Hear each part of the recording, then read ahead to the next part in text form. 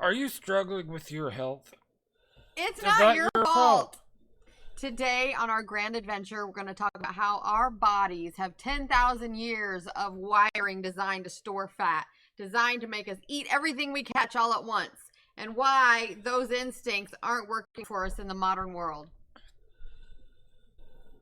Tell us about the biology of 10,000 years ago, us humans, us Homo sapiens, and how it has not caught up to the ample food sources available today. Alright, well, first, it doesn't matter when you think prehistory started. Even 1,000 years ago, our bodies were different than they are now. We, 10,000 years ago, you walked out of your cave, or whatever you lived in, and you're not thinking about, hey, I wonder how the weather is. I wonder what. You're thinking, where am I going to get my next meal? How am I And going to survive? and you're hoping not to be the next meal of something else. Yes. So, food was scarce. And I'm going to show you an image that they found. It's like the first fertility goddess. I'm sure you're familiar. Well, this one, Don't show my picture. I'm right here. it's a, well, you'd think that, but this one, she doesn't have a head. But it's a very rotund woman Oh. because to be heavy or overweight 10,000 years ago, you were a very successful person. You must have been a big deal to have all that food. But most of the time, you would go out and food wasn't a guarantee. So if you go out there and, ooh, a berry bush, your body is designed to eat the whole thing and leave none for later because an animal can eat it. It could go bad, so you know your next meal's coming. So you're going to eat that. And our ancestors did that for so long that it's kind of wired into us. It's almost in our genetics. I know exactly how they feel because if I get the pint of ice cream out, I need to eat the whole thing because if not, it'll be in the freezer and I'll have ice cream in my house and be tempted later. So it's better just to eat the whole thing. Yeah, or what if it gets in there, gets freezer burn? What if it goes bad You got somehow? to eat it right now. The whole bag of donuts. Eat it, girl. Eat it. Exactly. And beyond just the health aspects of it, there's also a mental aspect too. Somewhere way back somewhere, somebody went out and they're like, "What's that big wall of ice coming at me?" Go out the next day, that big wall of ice is getting closer. And so humans learned to fear. It's really a lot of fear. It's fear that you won't have food there tomorrow. So I'm fat because of fear. Yes, because a fear that you're not going to eat tomorrow, and in a relatively short time, it's gotten to where people don't have that worry anymore. So our biology, our mental ability state, whatever, hasn't really caught up to that. So Angela, can you tell us more about how our body, like our body survival mechanism? Yes, storage. Our bodies want to grab on every calorie, store the fat. By the way, we're not medical doctors. We're just certified health coaches. Anyway, it wants to store your fat. So when you're like, I hardly eat anything and I'm still not losing weight. But are you binging maybe later in the afternoon because you're so hungry? I don't know. When we eat, our body wants to go in the starvation mode. When we don't eat, our body's in starvation mode and wants to hold on to every little extra ounce we have. So starving yourself is not a good way to lose weight. I mean, over a long term, maybe, but it's not sustainable. Again, our bodies are designed to store the calories, the fat, the whatever that we're eating. We don't want to. Your body has something called a starvation mode, and when you're not eating regularly, that's what happens. And then you're not eating, and then you don't know why you're losing weight. Eventually, you'll lose weight if you just don't eat for a while, a lot, much, cut your calories way down, but that's not sustainable. Yeah, you're right. We're designed to have an even flow to keep our metabolism moving. I can remember my dad. He would try to skip a meal to lose weight, and he had quite the belly still. He didn't lose weight. I mean, he retired. He quit doing stuff. Have you ever gotten home at the end of the day? You've picked up the kids from school, you're home from work, whatever. You haven't taken the time to eat because you've been so busy all day. You're just going to stuff your face. So, therefore, you're attempting not to eat. I haven't eaten all day. I only ate one meal. But if you really think about it, what all did you shove into your mouth when you were binging or starving? Let me eat whatever is here. It's hard when we don't plan our meals and we get caught up in the rat race of life, and it's hard to plan. So our bodies revert to our 10,000-year-old instincts of food is right here. Let me stuff my face. Let me eat it all right now. And then what happens? We're not the healthiest we could be. Yeah, it's very easy not to be healthy now.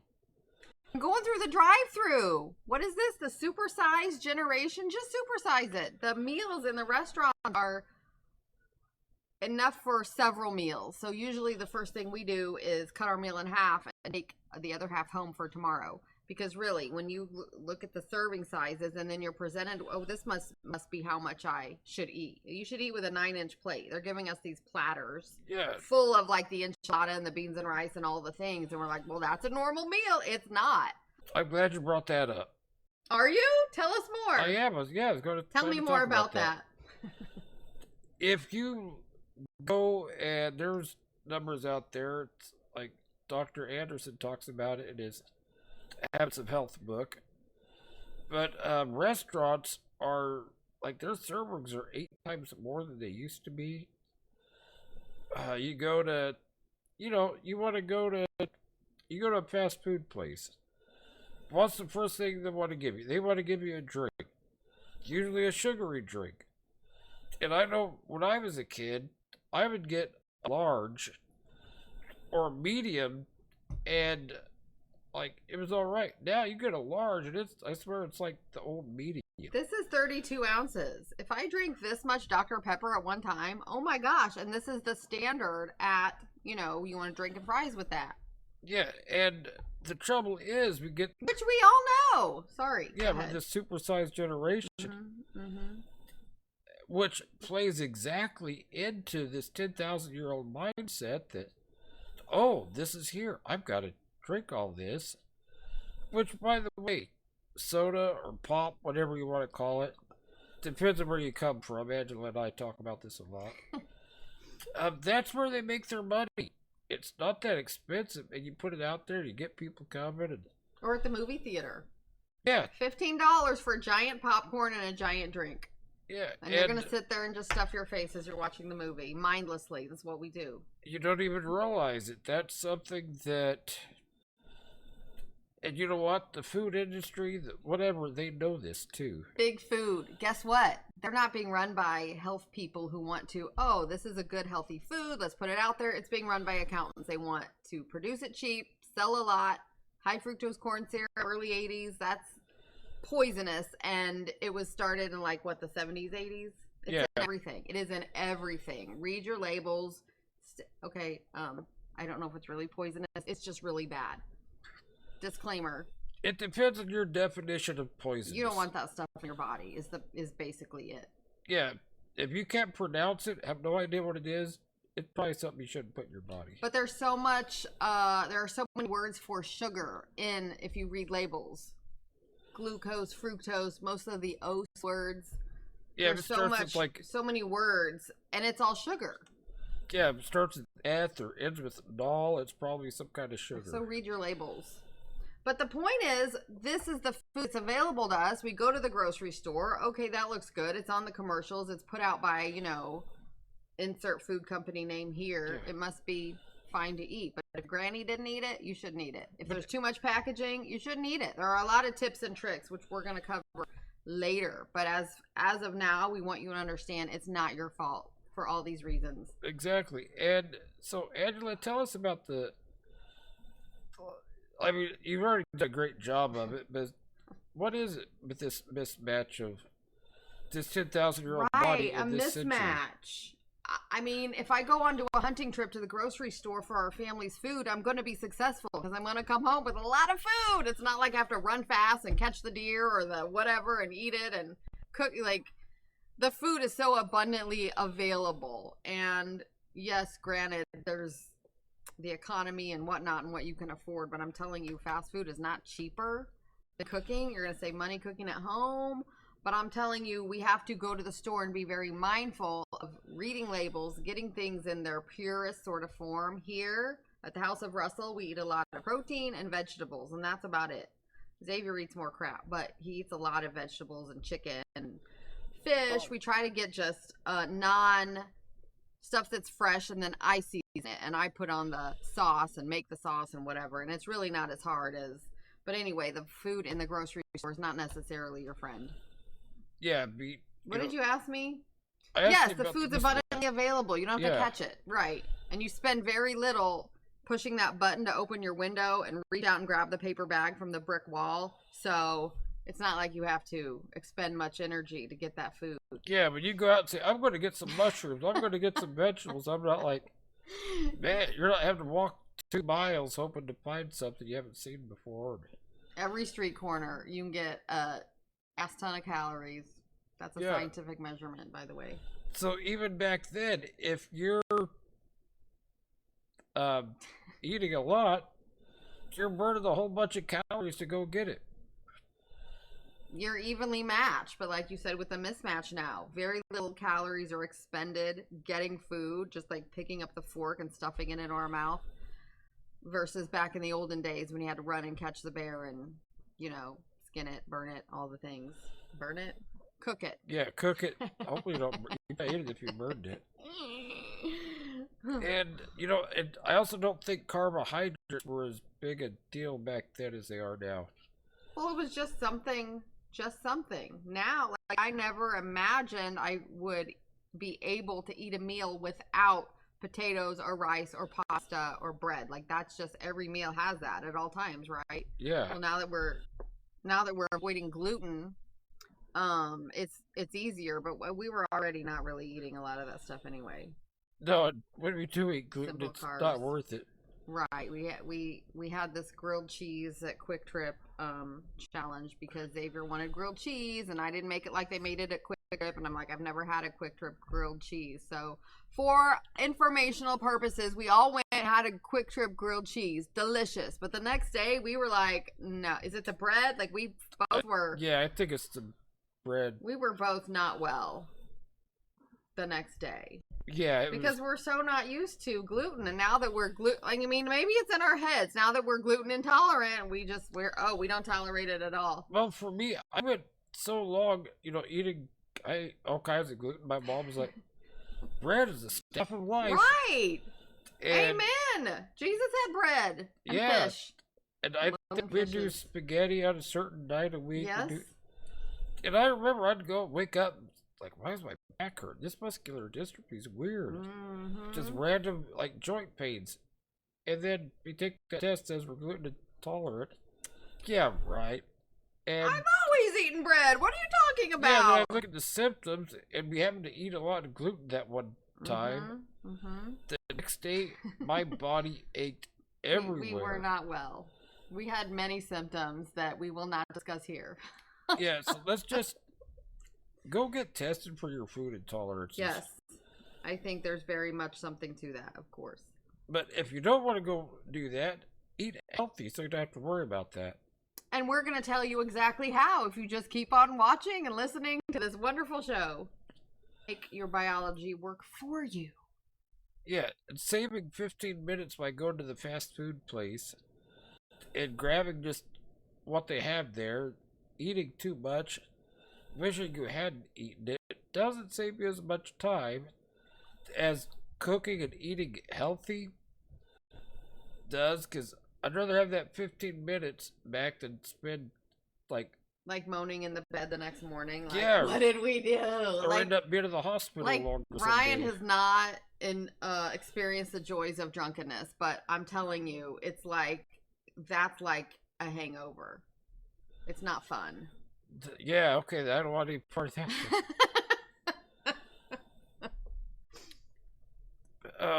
But yeah, so I think we're going to talk a little bit about some updates if you're interested in that. But next week we're going to go on with the subject, and so I hope you'll come back with that and we'll give you more information. So Angela, what did we do healthy-wise this week? I played pickleball. Pickleball? Yeah, pickleball. That was this weekend. And I got some work by moving my head back and forth. I got to be Yes. the line judge. He was the line judge. Thank you very much. It's hard to tell if it's in or out. We were inside in a gym, and there were stripes painted for basketball and for volleyball and for pickleball. So it was kind of like, wait, which line was it? Yeah. But it was a lot of fun. It's also dangerous. I was the only man with 5 women.